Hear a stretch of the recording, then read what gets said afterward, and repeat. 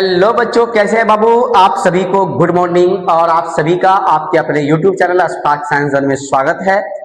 तो आज की क्लास में हम पढ़ने वाले हैं बाबू क्लास 10 सीरीज का चैप्टर नंबर 2, जिसका नाम है मानव नृत्य एवं रंग बिरंगा संसार। इस चैप्टर में हम लोग लगभग पिछले 5-6 लेक्चर पढ़ चुके हैं और काफी सारे पॉइंट्स को हम लोग कवर कर लिए हैं। आज की क्लास में हम पढ़ने वाले हैं कि वायुमंडलीय अपवर्तन द्वारा उत्पन्न विभिन्न घटना के बारे में। जो घटना घटती है उन सभी के बारे में देखेंगे और कौन कौन सी घटना है उसको भी देखेंगे।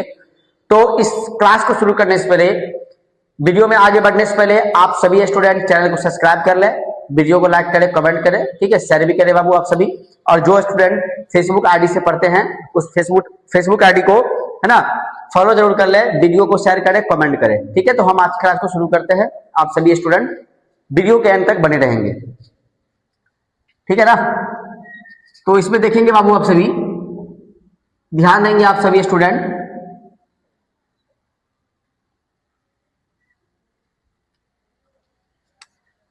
जो वायुमंडलीय, आज का टॉपिक क्या है? वायुमंडलीय अपवर्तन द्वारा उत्पन्न विभिन्न घटना के बारे में हम पढ़ेंगे। तो यहाँ पे लिखे हैं वायुमंडलीय अपवर्तन द्वारा उत्पन्न विभिन्न घटना जो है वो निम्नलिखित है। वो क्या है? निम्नलिखित है। पहला है तारे का टिमटिमाना, तारे का टिमटिमाना। और दूसरा है बाबू ग्रह नहीं टिमटिमाते हैं, ठीक है।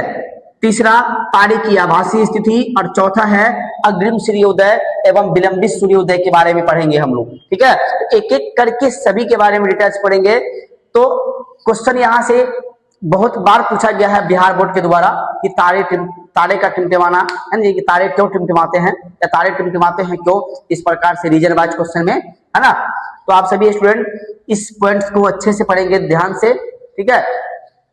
तो हम पहला लेके चलते हैं तारे का टिमटिमाना। तारा क्यों टिमटिमाता है उसको हम देखेंगे। बोला कि इसमें कि रात में तारे हमें टिमटिमाते नजर आते हैं क्योंकि वायुमंडलीय, आप सभी को पता है कि तारे का टिमटिमाना किस घटना का परिणाम है? वायुमंडलीय अपवर्तन, ठीक है ना। क्योंकि वायुमंडलीय अपवर्तन के कारण तारे से निकलने वाला प्रकाश क्रमिक रूप से घटता यानी कि बढ़ता और घटता रहता है, बढ़ता घटता रहता है। यानी कि वायुमंडलीय अपवर्तन के कारण जो तारे से निकलने वाली प्रकाश की किरण होती है वो बढ़ता है, घटता है, बढ़ता रहता है, घटता रहता है, ठीक है। ऐसा घटना घटती है। और आगे बोला है कि आंख तक पहुंचने वाली तारे से निकलने वाली प्रकाश है ना बढ़ता है तो तारा चमकीला नजर आता है ना, प्रतीत होता है। लेकिन जब उसी तारे का प्रकाश घटता है तो है ना तारा क्या होता है? धुंधला, धुंधला दिखाई पड़ता है।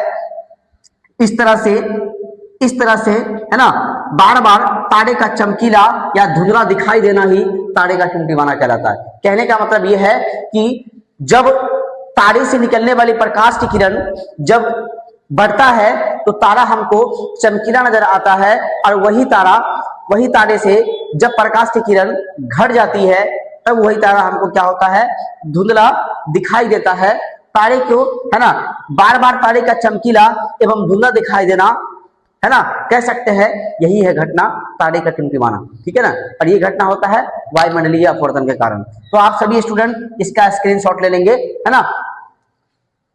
चले तो अगला जो है हमारा ग्रह नहीं टिमटिमाते हैं क्यों। अगला कारण है, ठीक है, अगली घटना है ग्रह नहीं टिमटिमाते हैं क्यों, इसको देखेंगे अभी हम लोग। बोला इसमें कि तारे की तुलना में ग्रह पृथ्वी के काफी नजदीक होता है, इसलिए तारे की अपेक्षा ग्रह बड़ा मालूम पड़ता है। यानी कि बोला है कि तारे की तुलना में ग्रह जो होता है वो पृथ्वी के काफी नजदीक होता है और तारे की तुलना में अपेक्षा जो होता है वो ग्रह बड़ा मालूम पड़ता है। अर्थात बोला इसमें, है ना, अर्थात ग्रह से प्राप्त होने वाली प्रकाश की तीव्रता अधिक होती है। प्रकाश की तीव्रता अधिक होती है यदि ग्रह को बिंदु साइज के अनेक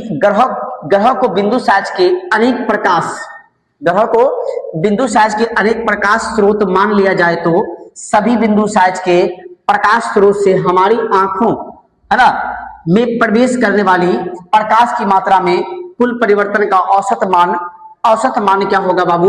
शून्य होगा। औसत मान क्या होगा? शून्य होगा। औसत मान के बारे में क्या बोला है, शून्य होगा, अतः इसलिए ग्रह नहीं टिमटिमाते हैं। कहने का मतलब है यहाँ पे कि जो तारा होता है उसकी तुलना में ग्रह पृथ्वी के काफी नजदीक होता है, जिसलिए तारे की अपेक्षा है ना जो ग्रह होते हैं वो काफी बड़ा मालूम पड़ता है। और एक बात बोला है कि जो ग्रह से प्राप्त होने वाली जो प्रकाश की तीव्रता होती है वो काफी अधिक होती है, तारे की अपेक्षा बहुत अधिक होती है ना। यदि ग्रह को अगर बिंदु साज के प्रकाश स्रोत मान लिया जाए तो सभी बिंदु साज के प्रकाश स्रोत से आने वाली प्रकाश की किरणें है ना, किरणों में या उसकी मात्रा में जो कुल परिवर्तन का औसत मान जो होगा वो शून्य के बराबर होगा, इसलिए क्या होता है, ग्रह नहीं टिमटिमाते हैं। तो बाबू आपका 2 हो गया, तारे का टिमटिमाना, ग्रह नहीं टिमटिमाते हैं क्यों। अगला है इसमें तीसरा है तारे की आभासी स्थिति। तारे की आभासी स्थिति देखेंगे हम सब इधर कि जब हम आकाश में तारे को देखते हैं तो वे अपनी वास्तविक स्थिति पर नहीं दिखाई देते, बल्कि थोड़ी ऊपर दिखाई देते हैं, इसलिए इसे तारे की आभासी स्थिति कहते हैं। तारे की आभासी स्थिति कहा जाता है ना। यानी कि जब हम आकाश में तारे को देखते हैं तो जो तारे की वास्तविक स्थिति होती है वो स्थिति हमको दिखती नहीं है ना। तारा हमको जो होता है काफी ऊपर यानी कि थोड़ा सा ऊपर दिखाई पड़ता है, इसलिए हम कहते हैं कि ये तारे की आभासी स्थिति कहलाएगी। और क्यों कहलाती है ऐसा देखते हैं हम यहाँ पे, मतलब क्योंकि यह घटना अपवर्तन के कारण होती है। जब तारे से आने वाली प्रकाश की किरण, जब तारे से आने वाली प्रकाश की किरण वायुमंडल में प्रवेश करती है, क्या बोला है यहाँ पे, है ना, क्योंकि यह घटना प्रकाश के अपवर्तन यानी अपवर्तन के कारण होती है। जब तारे से आने वाली प्रकाश की किरण वायुमंडल में प्रवेश करती है तो वह अलग अलग घनत्व की परतों से होकर गुजरती है। हर परत में क्या बोला है, हर परत में किरण थोड़ी थोड़ी मुड़ती है। अंत में हमारी आंखों तक पहुंचने वाली किरण सीधी नहीं होती, यानी कि जैसे ही वायुमंडल